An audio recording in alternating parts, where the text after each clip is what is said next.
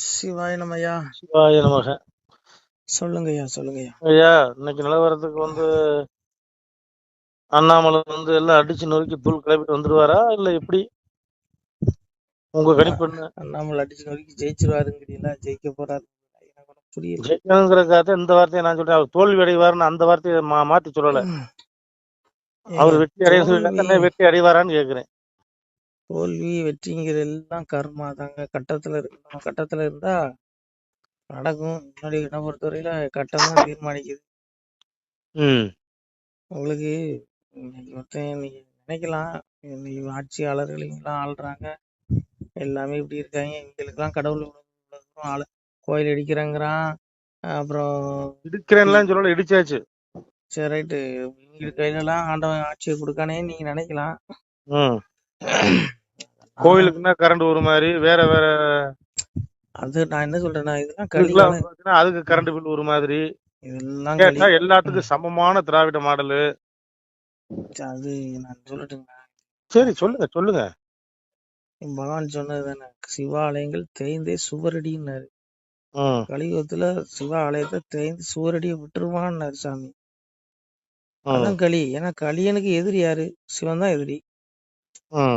சிவனை பொறுத்தவரையில வரத்தை கொடுத்துட்டு ஓடுறவர் தான் சிவபெருமான். கலியனுக்கு கொடுத்த பொல்லாத வரம் தான் இன்னைக்கு சிவனையே கடந்து படாத பாடு போறாரு.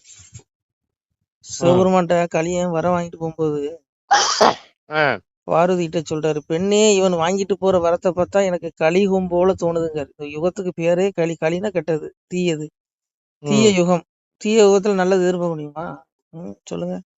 சாமி சிவபெருமானே பாரு சொல்றாரு, கலியுகம் என சிவம் கருதிட தேவர்கள் பொலிவுடன் சேர்த்தனர் புராணம் மீதிலே சலிவுட நீசனும் தரணியில் போர்ந்திட வழியுள்ள மாயன் ஸ்ரீரங்கம் ஏவினார்.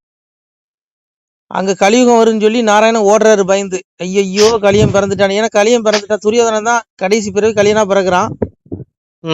பெருமாள் இடத்துல பெருமாளை கேட்காம சிவபெருமான் வரத்தை கொடுத்துடுறாரு.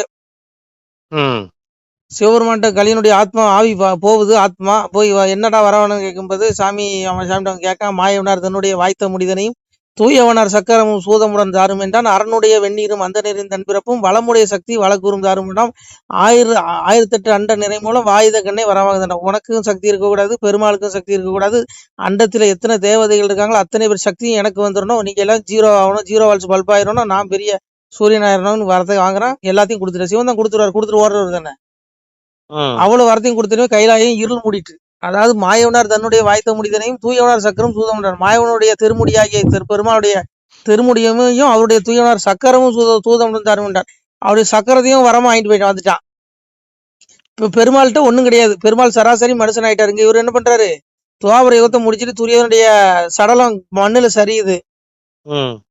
இவன் நேர போய் அங்க வரத வாங்கிட்டு கீழே இறங்கி வரா. இவர் பயந்து ஓடுறாரு. அதான் சாஸ்திரம் புராணம் சொல்லுது, காரணமான மாயன் கலியுகம் வரும் என்றெண்ணி நாரணன் பயந்து ஓடி நல்மலை ஏறிமானாய் வாரணன் ஆத நம்பால் வல்வேடன் எய்து செத்து தாரணி வாரன் என்று தவலோகம் சேர்ந்தார் மாயன்.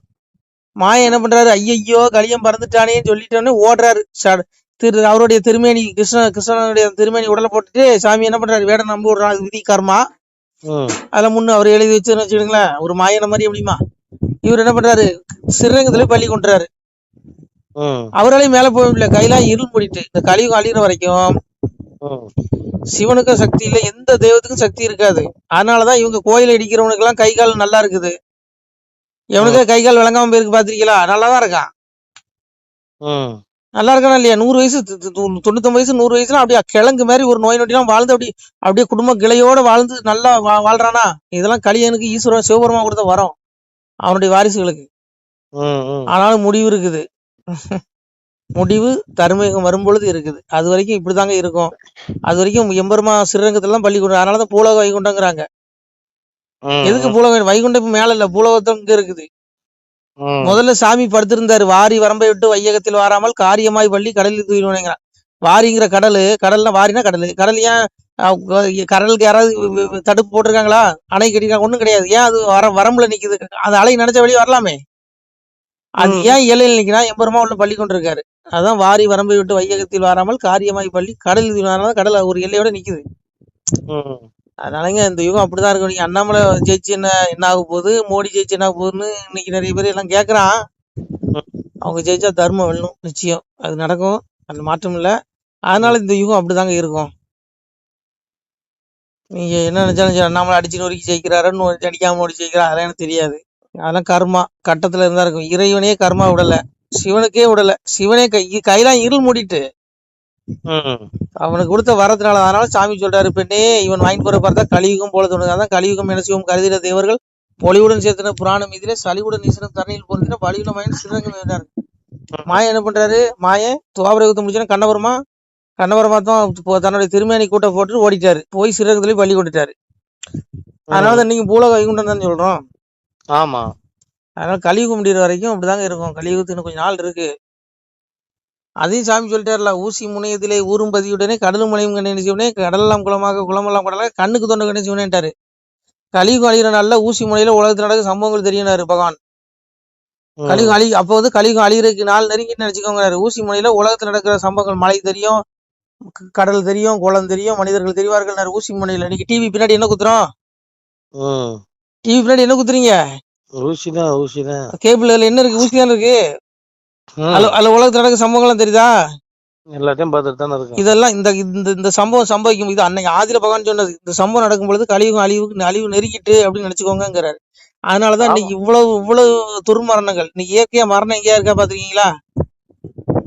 நேத்து பார்த்த மனுஷன் இன்னைக்கு உயிரோட இல்ல. நேத்து நல்லா இருந்தா பாம்போம். இன்னைக்கு அன்னைக்கெல்லாம் பழத்த பழம் தான் எம வந்து கூட்டிட்டு போனா. இன்னைக்கு அப்படி இல்ல. அகாலம் மித்ரு, அகாலம் தான் எமன். அதான் சாமி சொல்லிட்டாரு, கூத்தாடி நான் கொல்லி வைத்து போறேன்டா, கொல்லி வைக்கும் குமரடா, கொப்பனந்தி ஈஸ்வரனான்ட்டாரு. வேற வழி கிடையாது. இந்த யுகம் அப்படிதான் இருக்கும். இந்த யுகம் அழிச்சு கட்டமனாதான் போகும். இதுல நீங்க தடுக்க முடியாதுங்க. இந்த யுகம் அழியிற வரைக்கும். ஏன்னா கலியனுக்கு சிவபெருமா கொடுத்த வரம், ஈசன் கொடுத்த வரம் ஒரு நாளும் பொய்யாகாதுங்க. சரிங்களா? நமசிவாய. நன்றி. நமசிவாய. வணக்கம் இந்து சொந்தங்களே. திருநெல்வேலி மாவட்டம் நாங்குநேரி தாலுகா ஆண்டார்குளம் கிராமத்திலேருந்து நாங்கள் பேசுகிறோம். இது வந்து ஒரு ஃபேமஸான சிவன் கோயில். இந்த சிவன் கோயில் வந்து ஒரு காட்டுப்பகுதிக்குள்ளே இருக்குது. இதை வந்து புனரமைக்காமல் பல காலமாக பாதிப்பான சூழ்நிலையில் உள்ளது. இதில் பார்த்திங்கன்னா நிறையா நாகங்கள் வந்து குடிபோகும், நிறையா மயில்கள் வந்து அடைகிறது. பல விசித்திரமான கோயில் இந்த கோயில். இந்த கோயிலை வந்து புனரமைக்கிறதுக்கு நாங்கள் பல காலமாக ரெடி பண்ணிக்கிட்டு இருக்கோம். ஆனால் எங்களால் இன்னும் முடியலை. எங்களால் எக்கனாமிக் பிரச்சனைனால முடியலை. இதை பாருங்கள், ஜல்லி அடித்து போட்டிருக்கோம், ஜல்லி எல்லாமே அடிச்சிருக்கோம். மேலே சீட்டு பாருங்கள், மேலேருந்து பனங்காயாக விழுந்து சீட்டெலாம் நொறுங்குது. உங்களால் முடிஞ்சது 5 10 50 100 எவ்வளோ இருந்தாலும் சரி, நான் என்னுடைய ஜிபே நம்பர் சொல்கிறேன். இந்த நம்பருக்கு வந்து நீங்கள் வந்து கொடுத்து உதவுனீங்கன்னா இந்த சிவன் கோயிலை புனரமைக்கிறதுக்கு ஒரு உதவிகரமாக இருக்கும். என்னுடைய ஜிபே நம்பர் சொல்கிறேன். உங்களால் முடிஞ்சது 5 10 50 100 விருப்பம் உள்ளவங்க உதவி பண்ணுங்கள். 93 85 44 31 06 இந்த நம்பருக்கு உங்களால் முடிஞ்சது இந்த கோயிலை புனரமைக்கிறதுக்காக, ஒரு இறை அருள் பெறுவதற்காக நீங்கள் வந்து உதவி பண்ணிங்கன்னா கொஞ்சம் நல்லாயிருக்கும். நன்றி. வந்தகனி பச்சிரா சமத்தார்ல வேலை நடக்கும் வராருலா. சிவா சிவா சிவா போற்றி. என்னடா கருடன் இன்னும் வரலையேன்னு பார்த்தேன், வந்துட்டார். ஓம் நம சிவாய. திருச்சிற்றம்பலம். பச்சிராசனுக்கு சிவாய நம. சிவ சிவ சிவ சிவ சிவ. 800 யுகம் இருந்தும் எய்தாத வீடு பெற வெந்நீர் பூசி விளங்குவதும் எக்காலம். அவ்வேடம் பூண்டு இங்கு அலைந்து மிக தெரியாமல் சிவவேடம் பூண்டு சிறந்திருப்பது எங்காலம். கடன் வந்துட்டு போயிட்டாரு. சிவ சிவ.